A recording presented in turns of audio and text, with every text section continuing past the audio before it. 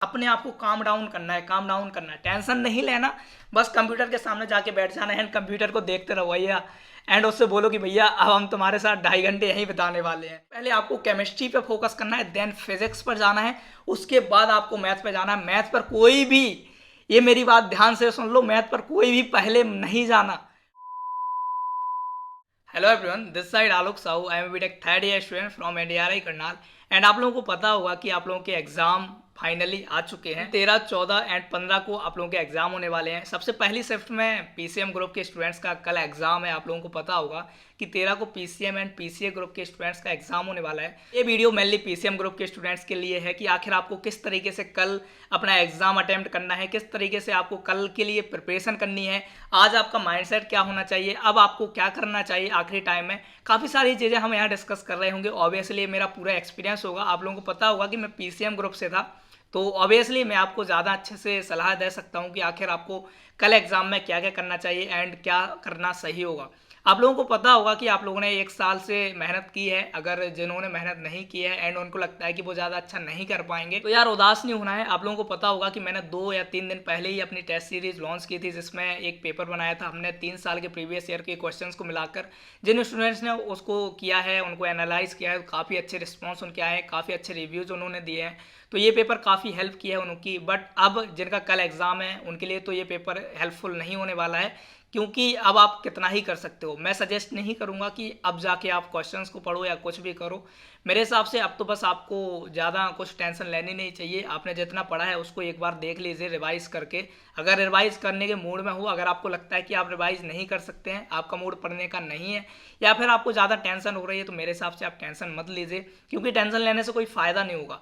Last time है, अगर आप चाहो तो जो क्वेश्चंस हमने बनाए हैं उनको भी एक बार रिवाइज कर सकते हो, उनके कॉन्सेप्ट जो कि पीसीएम ग्रुप के लिए मेन है। अगर आप कल सुबह से आपका एग्जाम है तो आप चाहें तो उन क्वेश्चंस को एक बार देख सकते हो। अगर आपके पास हैं तो बहुत अच्छी बात है। अगर आपने उनको ज्वाइन नहीं किया और आप चाहते हैं कि उन क्वेश्चंस का एनालिसिस आज की रात में करना चाहें तो आप उसको भी कर सकते हैं। अगर आपके पास रिवीजन करने के लिए कुछ ना हो, अगर आपने खुद के नोट्स बनाए हैं रिवीजन करने के लिए एंड काफ़ी सही आपने पढ़ाई की है, तो अब आपके लिए क्वेश्चंस ज़्यादा इंपॉर्टेंस नहीं रखते हैं। आपको उन्हीं नोट्स को रिवाइज करना चाहिए। लेकिन जिन स्टूडेंट्स ने कुछ भी नहीं किया एंड उनको लगता है कि थोड़ा ही बहुत उनकी हेल्प हो जाए, कुछ ऐसी हिंट मिल जाए, तो वो पेपर आपकी हिंट के लिए काफ़ी काम आ रहा होगा।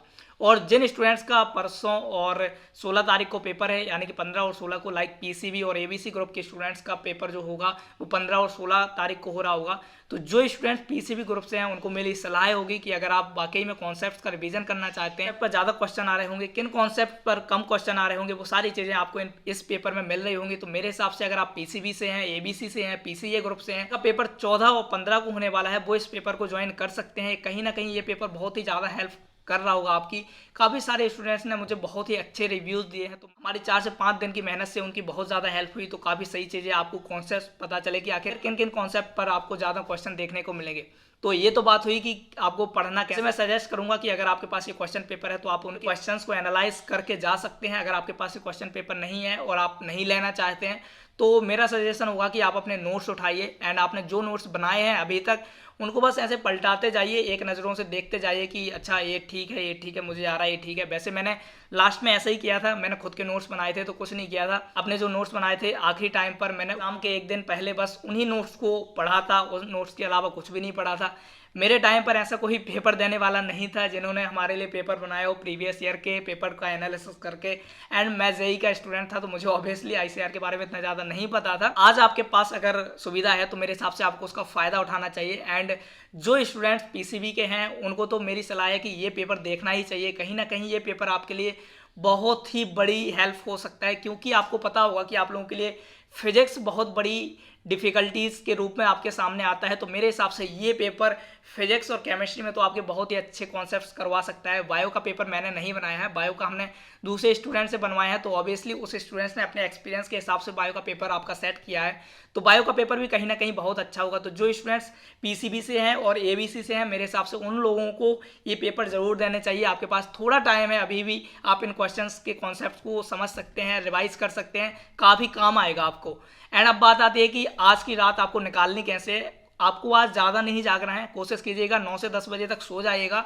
उससे पहले ऑब्वियसली आपको नींद नहीं आएगी, थोड़ा टाइम लगेगा, 9-10 बजे भी आपको नींद नहीं आ रही होगी, क्योंकि कल आपका पेपर है तो टेंशन होना जायज़ है। बट कोशिश कीजिएगा कि ज़्यादा टेंशन ना लें एंड आराम से 10 बजे अपने बेड पर जाकर सो जाएं। कल सुबह जिनका पेपर है उनको अपने पेपर से 1 घंटे पहले निकल जाना है एंड कोशिश करना कि अगर जिनका सेंटर बहुत दूर है वो आज ही निकल जाएं। ऐसा नहीं करें कि आपका सेंटर 100 किलोमीटर दूर है और आप कल सुबह निकल रहे हैं, तो उससे क्या होगा कि आप थोड़े पहले ही परेशान हो जाएंगे। जब पहले से आप परेशान होकर सेंटर पे जाओगे और सेंटर पर भी कुछ लोग आपको परेशान करेंगे कि ये दिखाओ वो दिखाओ, लाइन लगो, ये करो वो करो, तो सेंटर पर थोड़े बहुत परेशान होगे। तो ऐसा नहीं करना है हमें। अगर आपका सेंटर बहुत दूर है तो आप कोशिश कीजिएगा 1 दिन पहले चले जाओ और वहाँ किसी लॉन्ज में रह लेना आराम से एंड कल अपना आराम से पेपर देना एंड वापस आ जाना।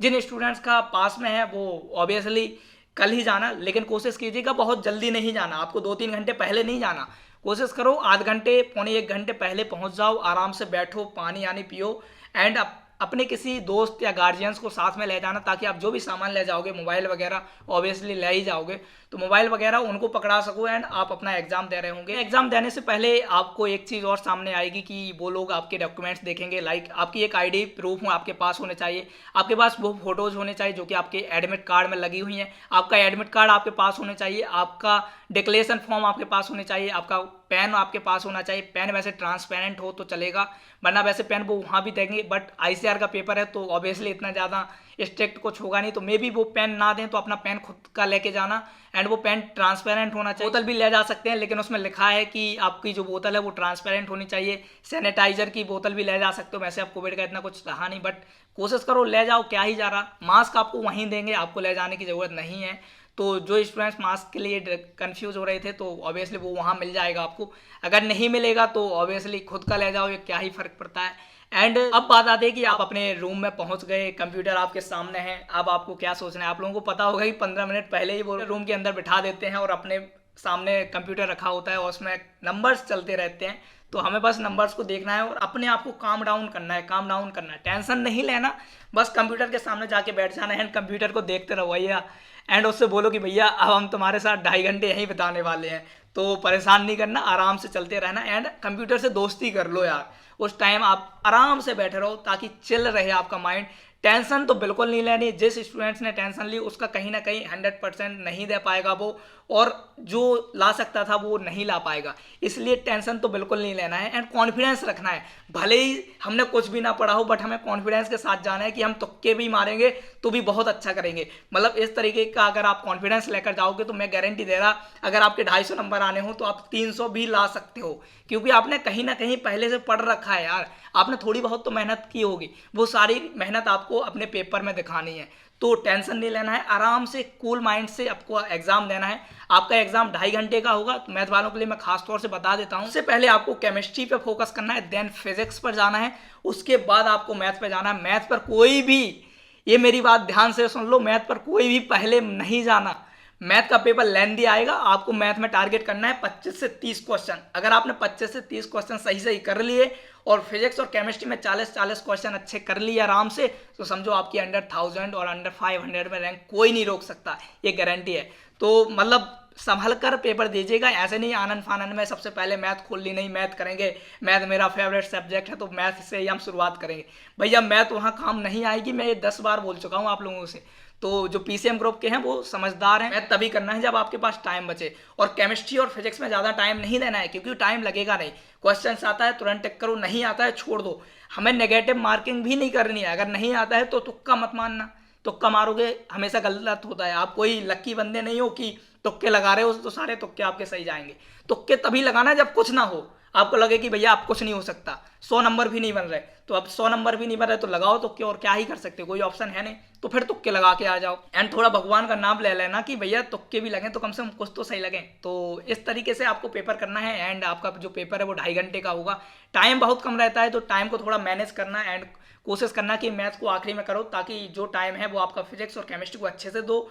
एंड मैथ में जितने सिंपल क्वेश्चन ढूंढने, ऐसा नहीं है कि मैथ भी लाइन वाइज आप क्वेश्चन कर रहे होंगे। मैथ का पेपर खोलो, सबसे पहले सिंपल क्वेश्चन ढूंढ के रख लो, नंबर लिख लेना अपनी कॉपी में कि ये नंबर के क्वेश्चन हम कर रहे होंगे। तो हमें सबसे पहले सिंपल क्वेश्चन करने हैं, और जो क्वेश्चन इतने लंबे लंबे लिखे होंगे ना उनको तो पढ़ना ही मत, कोई फायदा नहीं है पढ़ने से। वो पहले ही इतने लंबे हैं तो क्या ही होंगे यार, वो तो पहले ही लेंथी हो गए, तो हमें उनको जस्ट स्किप करना है। मैथ में 25 से 30 अगर आप कर रहे हैं तो बहुत अच्छी बात है। तो मैथ में ऑब्वियसली सही होने के चांसेस बहुत ज़्यादा होते हैं, लेकिन चक्कर ये है कि आपके पास टाइम नहीं होता तो आप नहीं कर पाते हो। तो मैथ में हमें सबसे आखिरी में टाइम देना है एंड इस तरीके से आपका पूरा पेपर कल हो रहा होगा। बाकी जो पीसीबी के स्टूडेंट्स हैं, जो पीसीए के हैं, एबीसी के हैं, उनके लिए भी सेम है। आप लोगों को यही करना है जो मैंने इस वीडियो में बनाया है।